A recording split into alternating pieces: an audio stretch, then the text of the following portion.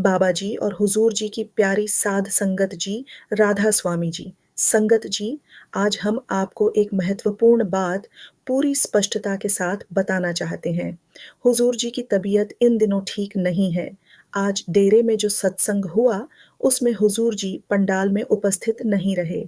पूरे सत्संग के दौरान बाबा जी ही मंच पर विराजमान रहे और उन्होंने ही सारे कार्यक्रम की अगुवाई की। पाठी साहब ने लगभग 42 मिनट का सत्संग फरमाया और इस दौरान बाबा जी स्टेज पर ही विराजमान रहे। जबकि जैसा कि आप जानते हैं, आजकल हुजूर जी ही डेरे के पंडाल में आते हैं। लेकिन अब क्योंकि हुजूर जी की तबीयत ठीक नहीं है, तो आज बाबा जी पंडाल में आए। अब जैसा कि अक्सर होता है, जब भी ऐसी स्थिति आती है, तो तरह-तरह की बातें फैलने लगती हैं। कोई कुछ कहेगा, कोई कुछ। इसलिए हम आपको सच्चाई पहले से बता देना चाहते हैं कि हुजूर जी को बस मौसमी बदलाव के कारण हल्का वायरल फ्लू हुआ है। यह एक सामान्य बीमारी है, जैसी किसी को भी मौसम बदलने पर हो सकती है। इसमें चिंता की कोई बात नहीं है। कल हुजूर जी ने अस्पताल में अपना चेकअप करवाया था। डॉक्टरों ने उन्हें कुछ दिनों के लिए आराम करने की सलाह दी है। डॉक्टर ने इसे फ्लू बताया है, जो कि एक सामान्य समस्या है। इसमें दवाई के साथ आराम करना ज़रूरी होता है। इसी वजह से पिछले 2 दिनों से हुजूर जी बाहर नहीं आ रहे हैं और आज पंडाल में इसलिए बाबा जी खुद पधारे थे। संभावना है कि इस हफ्ते होने वाले भंडारे में भी हुजूर जी उपस्थित ना हों और पूरा कार्यक्रम बाबा जी ही संभाले। हालांकि अगर शुक्रवार तक हुजूर जी की तबीयत पूरी तरह से ठीक हो जाती है, तो वे स्वयं बाबा जी के साथ मंच पर आएंगे और सवाल जवाब वाला सत्संग भी करेंगे। लेकिन अभी तक की खबर के अनुसार बाबा जी ने कहा है कि मैं सत्संग करूंगा। इसलिए हम कह सकते हैं कि बाबा जी आगामी शुक्रवार से शुरू होने जा रहे भंडारे की सारी व्यवस्था देखेंगे। आगे क्या होगा, यह पूरी तरह मालिक और बाबा जी की मौज पर निर्भर है। कौन सत्संग फरमाएंगे और कौन सवाल जवाब लेंगे, इसका निर्णय वही करेंगे। एक बार फिर से संगत जी से निश्चिंत रहने की विनती है। हुजूर जी को बस हल्का वायरल हुआ है, कोई गंभीर बात नहीं है। कृपया किसी भी अफवाह पर ध्यान न दें और मालिक से यही अरदास करें कि हुजूर जी जल्द पूर्ण स्वस्थ होकर फिर से संगत के बीच आं। अब संगत जी, कृपया इस वीडियो में बताइए, आगे की 3 बातों को बहुत ध्यान से और पूरा सुनिए, क्योंकि यह सवाल शायद आपके मन में भी आता होगा कि जब संतों के अपने कोई कर्म नहीं होते, तो फिर संत बीमार क्यों पड़ जाते हैं। पहले 1 मिनट बात करते हैं इस शुक्रवार के भंडारे की जरूरी सूचना की। संगत जी, यह बिल्कुल स्वाभाविक है कि इस भंडारे के अवसर पर लाखों श्रद्धालु डेरे पहुंचने वाले हैं। दूर दराज से आने वाली कई संगत आज ही रवाना हो चुकी है, जबकि बहुत सी संगत अभी तैयारी में जुटी हुई है। जो भी संगत अभी निकलने की योजना बना रही है, उनसे फोल्डेड हाथों से निवेदन है कि अपने साथ गर्म कपड़े जरूर लेकर चलें, क्योंकि डेरे की तरफ का मौसम अब बदल चुका है। खासकर शाम के समय ठंडक बढ़ जाती है। इसलिए बुजुर्गों और छोटे बच्चों के साथ आने वाली संगत इस बात का विशेष ध्यान रखें। संगत जी, हमें याद है कि कुछ समय पहले जब बाबा जी की तबीयत ठीक नहीं थी और हमने वीडियो के जरिए यह जानकारी आप तक पहुंचाई थी, तब कुछ आलोचना करने वालों ने बड़ी गलत बातें कही थी। वे कहने लगे कि जो स्वयं बीमार पड़ जाता है, वह संगत की रक्षा कैसे करेगा। उस समय भी हमने उन्हें प्रेम से लेकिन दृढ़ता के साथ एक सच्ची साखी के माध्यम से उत्तर दिया था। आज जब हुजूर जी की तबीयत को लेकर बातें हो रही हैं, तो वही लोग फिर से वैसी ही बात दोहराएंगे। इसीलिए हमने सोचा कि उस साखी को एक बार फिर से याद कर लें, ताकि संगत के मन में कोई भ्रम या चिंता ना रहे। देखिए संगत जी, संत महात्माओं के अपने कोई कर्म नहीं होते, लेकिन फिर भी वे कभी कभी शरीर की पीड़ा सहते हैं। यह उनकी आत्मिक स्थिति या शक्ति का संकेत नहीं होता, बल्कि एक प्राकृतिक नियम है। यह देह धारण की है और शरीर तो प्रकृति के अनुसार चलता है। जैसे हम सब मौसम बदलने पर थोड़े अस्वस्थ हो जाते हैं, वैसे ही संतों का शरीर भी उसी प्रकृति का हिस्सा है। अब आइए एक एक करके उन 3 बातों को सुनते हैं, जो हमें बताएंगी कि संत क्यों बीमार पड़ जाते हैं। संगत जी, यह साखी डेरे व्यास की है, जब एक बेहद भावुक घटना घटी थी। एक सेवादार को सांप ने काट लिया था और उस कर्म को बाबा जी ने अपने ऊपर ले लिया, जिसके बाद बाबा जी स्वयं बीमार पड़ गए थे। यह घटना जितनी गहरी है, उतनी ही मालिक की कृपा और संत की करुणा को समझाने वाली भी है। यह बात उस समय की है जब डबवाली से एक परिवार अपने 19 वर्षीय बेटे के साथ डेरे में सेवा के लिए आया हुआ था। वह नौजवान अपने घर का इकलौता बेटा था, माँ बाप का लाडला और पूरे परिवार की जान। डेरे में उसकी ड्यूटी बाकी नौजवान सेवादारों के साथ खेतों में लगी थी। उस समय आलू की फसल की कटाई चल रही थी। कोई आलू खोद रहा था, कोई उन्हें छांट रहा था और कोई बोरी में भरकर गोदाम तक पहुंचाने में लगा था। सब कुछ बड़ी श्रद्धा, उल्लास और भक्तिभाव के साथ चल रहा था। हर कोई सदगुरु के नाम की सेवा में मग्न था। लेकिन अचानक उस 19 साल के लड़के ने अपने हाथ में तीव्र दर्द का एहसास किया। वह चौंक गया, तुरंत नीचे देखा और देखा कि हाथ पर दो गहरे दांतों के निशान उभर आए हैं। पहले तो उसे कुछ समझ नहीं आया कि यह क्या हुआ, लेकिन जैसे ही उसके साथ काम कर रहे बाकी सेवादारों की नजर उन निशानों पर पड़ी, उनके चेहरों का रंग उड़ गया। सब एक दूसरे को देखने लगे। वे तुरंत पहचान गए कि यह किसी जहरीले सांप के काटने के निशान है। क्षण भर में खेत का माहौल बदल गया। जहां अभी तक भक्ति और आनंद की लहर थी, वहां अब चिंता और घबराहट छा गई। सब दौड़कर उस नौजवान को संभालने लगे और डेरे के जिम्मेदार सेवादारों को इसकी खबर दी गई। क्षण भर में ही पूरा माहौल बदल गया। खेत में जहां अभी तक सेवा का उत्साह था, वहां अब बेचैनी और घबराहट छा गई। किसी ने देर नहीं की। सभी सेवादार दौड़कर उस नौजवान के पास पहुंचे, उसे संभाला और तुरंत खेत से बाहर ले आए।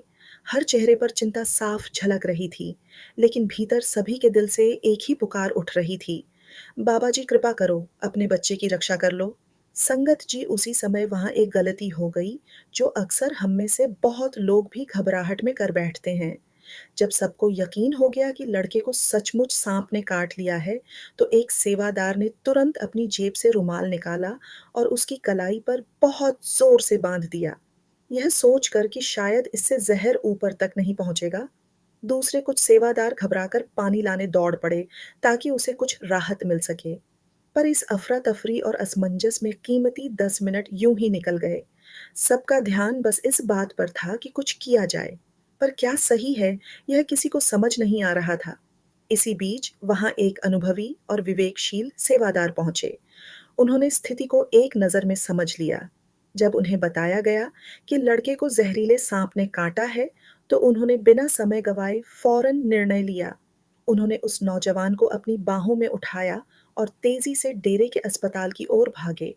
रास्ते में करीब 10 मिनट और लग गए, यानी सांप के काटने से लेकर अस्पताल पहुंचने तक लगभग 25 से 26 मिनट बीत चुके थे। अब तक जर ने अपना असर दिखाना शुरू कर दिया था। उस नौजवान की सांसें तेज चलने लगीं, पूरा शरीर कम कंपने लगा था और सीने में भयंकर दर्द महसूस हो रहा था। दिल की धड़कन बढ़ गई थी। अस्पताल पहुंचते ही डॉक्टरों ने बिना एक क्षण गंवाए इमरजेंसी ट्रीटमेंट शुरू कर दिया। उन्होंने तुरंत एंटीवेनम के इंजेक्शन लगाए और पूरा प्रयास किया कि उसकी हालत स्थिर हो जाए। लेकिन तब तक जहर शरीर में गहराई तक फैल चुका था। कुछ ही पलों में वह बेहोश हो गया। डॉक्टरों के चेहरे पर गंभीरता साफ झलक रही थी, पर उन्होंने उम्मीद नहीं छोड़ी। उधर जैसे ही यह खबर उसके माता-पिता तक पहुंची, उन्होंने अपनी सेवा अधूरी छोड़ दी और भागते हुए अस्पताल की ओर दौड़ पड़े। जब वे वहां पहुंचे और अपने इकलौते बेटे को बेहोशी की हालत में पड़ा देखा, तो उनका कलेजा कांप उठा। माँ की आंखों से आंसू रुकने का नाम नहीं ले रहे थे और पिता के चेहरे पर ऐसा दर्द था जिसे शब्दों में बयान नहीं किया जा सकता। डॉक्टर ने उन्हें सांत्वना देने की कोशिश की, लेकिन उनके लहजे में चिंता साफ झलक रही थी। उन्होंने कहा, हम पूरी कोशिश कर रहे हैं, पर कुछ कहना मुश्किल है। जिस सांप ने काटा है उसका झर बहुत तेज है और बच्चे को अस्पताल लाने में थोड़ी देर हो गई। पूरा माहौल शोक और प्रार्थना से भर गया था। संगत जी, उस समय हर किसी के दिल से बस एक ही अरदास निकल रही थी, मालिक इस बालक पर दया करो, इसे बचा लो। माँ अपने बेटे के सिरहाने बैठी थीं, उसका रो-रो कर बुरा हाल था। आँसुओं से भीगी आँखों से वह बार-बार एक ही बात दोहरा रही थी, बाबा जी मेरे बच्चे को बचा लीजिए, मालिक रहम करो। उसकी हर पुकार के साथ अस्पताल का माहौल और भी भारी और भावुक होता जा रहा था। संगत जी, जब संत महापुरुषों के घर का कोई बच्चा दुख में होता है, तो क्या बाबा जी शांत रह सकते हैं? असंभव है। उस समय बाबा जी कोठी में विराजमान थे, लेकिन संत तो हर दिल की धड़कन सुन लेते हैं। ध्यान की गहराई में ही उन्हें यह सब आभास हो गया कि अस्पताल में क्या घट रहा है, कौन कैसी पीड़ा में है और एक माँ का हृदय अपने बच्चे के लिए कैसी अरदास कर रहा है। उसी क्षण बाबा जी ने निर्णय लिया। उन्होंने अपने पास खड़े सेवादार की ओर देखा और शांत स्वर में आदेश दिया, मुझे अस्पताल जाना है, तुरंत गाड़ी तैयार करो। सेवादार ने बिना देर किए आदेश का पालन किया। कुछ ही पलों में गाड़ी कोठी के बाहर खड़ी थी और बाबा जी तेजी से अस्पताल के लिए रवाना हो गए। उधर अस्पताल में वही माँ अपने बेटे के पास बैठी लगातार रो रही थी। उसका पूरा अस्तित्व एक ही प्रार्थना में डूबा हुआ था, बाबा जी, बस मेरे बच्चे पर कृपा कर दो। थोड़ी ही देर में अस्पताल के बाहर हलचल मच गई। बाबा जी आ गए थे। जैसे ही वे अंदर पहुंचे, ऐसा लगा मानो पूरा वातावरण एक पल को ठहर गया हो। डॉक्टर, सेवादार, माता-पिता, सभी की सांसें जैसे थम सी गईं। हर किसी की नज़र बाबा जी पर टिक गई और दिल में एक ही विश्वास जग उठा, अब सब ठीक हो जाएगा। लड़के के माता-पिता बाबा जी को देखते ही दौड़ते हुए उनके पास पहुँचे। माँ की आँखों से आँसू रुकने का नाम नहीं ले रहे थे। गले से शब्द मुश्किल से निकल रहे थे, लेकिन टूटे स्वर में वह बार-बार कह रही थी, "बाबा जी, यह बच्चा आपका है। अब आप ही कुछ करो, मैं इसके बिना यहाँ से नहीं जाऊँगी।" बाबा जी ने बड़ी करुणा और शांति के साथ उन्हें सँभाला। उनका स्वर धीमा था, लेकिन हर शब्द में दृढ़ता और स्नेह झलक रहा था। "बेटा घबराओ मत, मालिक पर भरोसा रखो।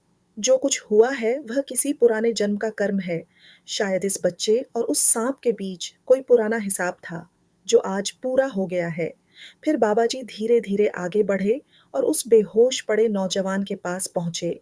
उन्होंने अत्यंत प्रेम से उसका वही हाथ अपने हाथों में लिया, जिसे सांप ने काटा था। क्षण भर के लिए निशान को देखा, हल्का मुस्कुराए और बड़े स्नेह से बोले, "बेटा, तू बेकार में परेशान हो रही है। तेरे बच्चे को कुछ नहीं हुआ, यह बस थोड़ी देर के लिए सो गया है, अभी उठ जाएगा।" जिसने काटा था वह मामूली सांप था। डर और घबराहट की वजह से यह बेहोश हो गया। "तू देखना, अभी थोड़ी देर में खुद उठ बैठेगा।" यह कहकर बाबा जी ने उसका हाथ धीरे से छोड़ा। माता-पिता की ओर स्नेह भरी नज़र से देखा और शांत मन से अस्पताल से अपनी कोठी की ओर लौट गए। अपना असर दिखाना शुरू कर दिया था। उस नौजवान की सांसें तेज चलने लगीं, पूरा शरीर कंपने लगा था और सीने में भयंकर दर्द महसूस हो रहा था। दिल की धड़कन बढ़ गई थी।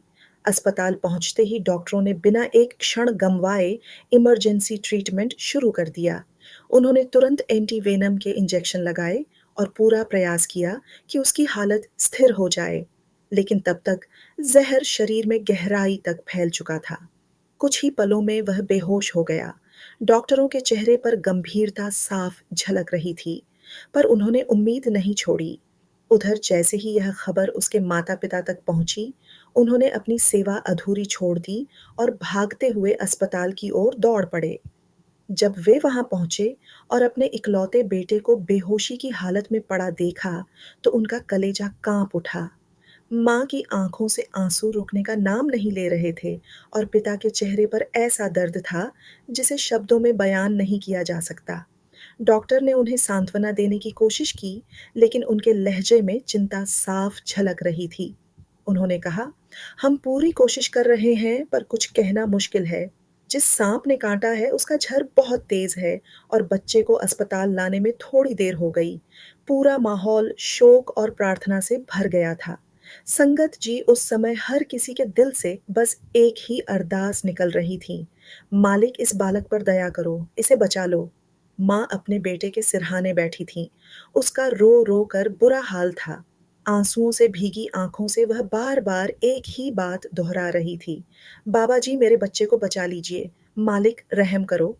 उसकी हर पुकार के साथ अस्पताल का माहौल और भी भारी और भावुक होता जा रहा था। संगत जी, जब संत महापुरुषों के घर का कोई बच्चा दुख में होता है, तो क्या बाबा जी शांत रह सकते हैं? असंभव है। उस समय बाबा जी कोठी में विराजमान थे, लेकिन संत तो हर दिल की धड़कन सुन लेते हैं। ध्यान की गहराई में ही उन्हें यह सब आभास हो गया कि अस्पताल में क्या घट रहा है, कौन कैसी पीड़ा में है और एक माँ का हृदय अपने बच्चे के लिए कैसी अरदास कर रहा है। उसी क्षण बाबा जी ने निर्णय लिया। उन्होंने अपने पास खड़े सेवादार की ओर देखा और शांत स्वर में आदेश दिया, मुझे अस्पताल जाना है, तुरंत गाड़ी तैयार करो। सेवादार ने बिना देर किए आदेश का पालन किया। कुछ ही पलों में गाड़ी कोठी के बाहर खड़ी थी और बाबा जी तेजी से अस्पताल के लिए रवाना हो गए। उधर अस्पताल में वही माँ अपने बेटे के पास बैठी लगातार रो रही थी। उसका पूरा अस्तित्व एक ही प्रार्थना में डूबा हुआ था, बाबा जी, बस मेरे बच्चे पर कृपा कर दो। थोड़ी ही देर में अस्पताल के बाहर हलचल मच गई। बाबा जी आ गए थे। जैसे ही वे अंदर पहुंचे, ऐसा लगा मानो पूरा वातावरण एक पल को ठहर गया हो। डॉक्टर, सेवादार, माता-पिता, सभी की सांसें जैसे थम सी गईं। हर किसी की नज़र बाबा जी पर टिक गई और दिल में एक ही विश्वास जग उठा, अब सब ठीक हो जाएगा। लड़के के माता-पिता बाबा जी को देखते ही दौड़ते हुए उनके पास पहुंचे। माँ की आँखों से आँसू रुकने का नाम नहीं ले रहे थे। गले से शब्द मुश्किल से निकल रहे थे, लेकिन टूटे स्वर में वह बार-बार कह रही थी, "बाबा जी, यह बच्चा आपका है, अब आप ही कुछ करो। मैं इसके बिना यहाँ से नहीं जाऊँगी।" बाबा जी ने बड़ी करुणा और शांति के साथ उन्हें सँभाला। उनका स्वर धीमा था, लेकिन हर शब्द में दृढ़ता और स्नेह झलक रहा था। "बेटा, घबराओ मत, मालिक पर भरोसा रखो। जो कुछ हुआ है वह किसी पुराने जन्म का कर्म है। शायद इस बच्चे और उस सांप के बीच कोई पुराना हिसाब था, जो आज पूरा हो गया है।" फिर बाबा जी धीरे-धीरे आगे बढ़े और उस बेहोश पड़े नौजवान के पास पहुँचे। उन्होंने अत्यंत प्रेम से, परेशान हो रही है, तेरे बच्चे को कुछ नहीं हुआ, ये बस थोड़ी देर के लिए सो गया है, अभी उठ जाएगा। जिसने काटा था वह मामूली सांप था। डर और घबराहट की वजह से यह बेहोश हो गया। तू देखना, अभी थोड़ी देर में खुद उठ बैठेगा। यह कहकर बाबा जी ने उसका हाथ धीरे से छोड़ा। माता-पिता की ओर स्नेह भरी नज़र से देखा और शांत मन से अस्पताल से अपनी कोठी की ओर लौट गए। संगत जी, और फिर वही हुआ जो किसी को उम्मीद भी नहीं थी। बाबा जी के वहाँ से जाने के कुछ ही समय बाद चमत्कार घटा। वह लड़का जो कुछ देर पहले अचेत पड़ा था, धीरे-धीरे होश में आने लगा। उसकी सांसें सामान्य हो गईं, शरीर का कंपन रुक गया और आँखें खुलते ही वह धीरे से बोल उठा। डॉक्टर तुरंत हरकत में आ गए। उन्होंने परीक्षण किया और जब ब्लड टेस्ट करवाया गया, तो सब हैरान रह गए। शरीर में जड़ का एक भी अंश मौजूद नहीं था। डॉक्टर एक दूसरे को देख रहे थे। कोई भी यह समझ नहीं पा रहा था कि इतना तेज झर कुछ ही मिनटों में पूरी तरह कैसे गायब हो गया। सभी दंग थे और संगत की आंखों में कृतज्ञता और आश्चर्य एक साथ छलक रहे थे। कुछ ही देर बाद वह नौजवान पूरी तरह स्वस्थ घोषित किया गया और डॉक्टरों ने उसे माता-पिता के साथ अस्पताल से छुट्टी दे दी। हर किसी के दिल से बस एक ही बात निकल रही थी, संत की कृपा का कोई पार नहीं। शाम ढलते-ढलते एक और खबर आई, जिसने हर दिल को गहराई तक छू लिया। जैसे ही बाबा जी अस्पताल से लौटकर अपनी कोठी पहुँचे, उन्हें अचानक तेज बुखार चढ़ गया। वे सीधे अपने कमरे में चले गए और अगले 2 से 3 दिनों तक उसी बुखार में रहे। जब यह बात सेवादारों तक पहुँची, तो सब कुछ स्पष्ट हो गया। किसी को कुछ कहने की ज़रूरत नहीं पड़ी। हर कोई समझ गया, जो ज़र उस लड़के के शरीर में था, बाबा जी ने अपनी शक्ति से अपने ऊपर ले लिया, ताकि उनका बच्चा सुरक्षित रह सके। यह वही कर्म था, जिसे बाबा जी ने सहजता से अपने ऊपर उठा लिया था। जब यह खबर उस लड़के की माँ तक पहुँची, तो उसका कलेजा फट गया। वह बिलख-बिलख कर रोने लगी और बार-बार यही कहती रही, "बाबा जी, मैंने तो कभी यह नहीं चाहा था कि मेरे बेटे का दुःख आप सहे। मुझे माफ़ कर दो बाबा जी। मैंने तो बस अपने बच्चे के लिए दया माँगी थी। ऐसा नहीं चाहा था मेरे बाबा जी।" संगत जी, जब डॉक्टरों ने यह पुष्टि की कि बाबा जी को सचमुच कैंसर है, तो उन्हें इलाज के लिए विदेश जाना पड़ा। उस समय डेरे का माहौल पूरी तरह बदल गया था। हर ओर एक अजीब-सी खामोशी थी। संगत पहले जैसी नहीं रही। हर चेहरा उदास था। हर आँख नम थी, किसी के होठों पर हँसी नहीं थी, बस दिलों में एक ही अरदास गूँज रही थी, मालिक, हमारे बाबा जी को जल्दी स्वस्थ करके वापस लौटा दो।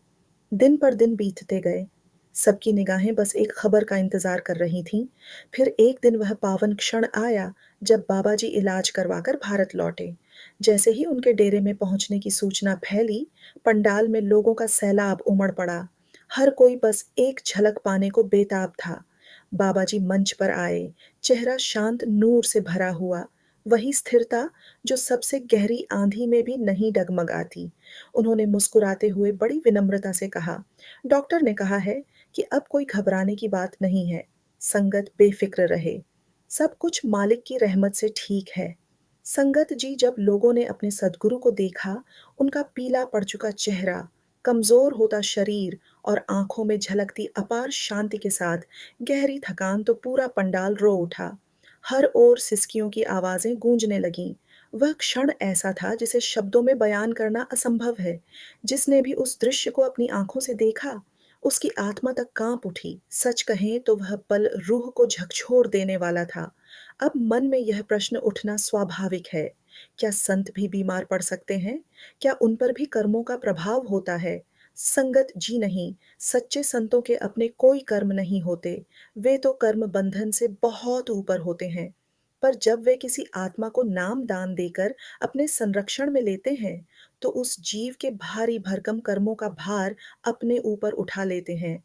इसी कारण वे हम सबको बार-बार समझाते हैं, अच्छे कर्म करो, दूसरों का भला सोचो, भजन सिमरन में लगो, ताकि हमारे पुराने कर्मों का हिसाब चुक सके। संत हमें सही राह दिखाकर हमारे कर्मों को हल्का करके हमें परमपिता के घर पहुंचाने की अपनी दिव्य जिम्मेदारी निभाते हैं। संगत जी, हम सब इस माया जगत में आकर यह भूल बैठे हैं कि यह जगह स्थायी नहीं है। हमें ऐसा लगता है जैसे हम यहीं हमेशा के लिए रहने वाले हैं। पर ज़रा ठहर कर अपने पिछले 2025 वर्षों को याद कीजिए। कितने ही अपने, कितने ही परिचित इस संसार को छोड़कर जा चुके हैं। किसी ने सोचा भी नहीं था कि वे एक दिन नहीं रहेंगे। लेकिन यही तो सत्य है, यहाँ कोई सदा नहीं ठहरता। हुजूर महाराज जी ने रविवार के सत्संग में बहुत ही गहरी बात कही थी। राम गयो रावण गयो जाको बहु परिवार। सोचिए संगत जी, जब श्री राम जैसे मर्यादा पुरुषोत्तम और रावण जैसे बलशाली भी इस दुनिया में टिक नहीं सके, तो फिर हम कौन होते हैं? इसीलिए अभी भी समय है जागने का, संभलने का। भजन सिमरन में लग जाओ, ताकि यह अनमोल मानव जीवन सफल बन सके। कौन जानता है यह अवसर फिर कब मिले? अगर इस जन्म के बाद आत्मा को किसी अन्य योनि में जाना पड़ा, तो 84 लाख योनियों में से एक बार फिर मानव शरीर पाना कितना कठिन होगा। 44 लाख जन्मों का यह चक्र असंख्य वर्षों तक चलता है। सोचिए, अगर एक एक योनि में केवल एक वर्ष भी बिताना पड़े, तो फिर से यह अवसर पाने में 44 लाख साल लग जाएंगे। इतने लंबे समय में न जाने कितने युग बदल जाएंगे। अभी तो कलयुग चल रहा है, जिसकी कुल आयु 3,32,000 वर्ष बताई गई है, और इनमें से अभी केवल लगभग 5,000 वर्ष ही बीते हैं। अब जरा कल्पना करें, 84 लाख वर्षों में न जाने कितनी बार यह कलयुग आएगा। सोचकर ही मन कांप उठता है। इसलिए संगत जी, समय बहुत कीमती है, इसे व्यर्थ ना गवाइए।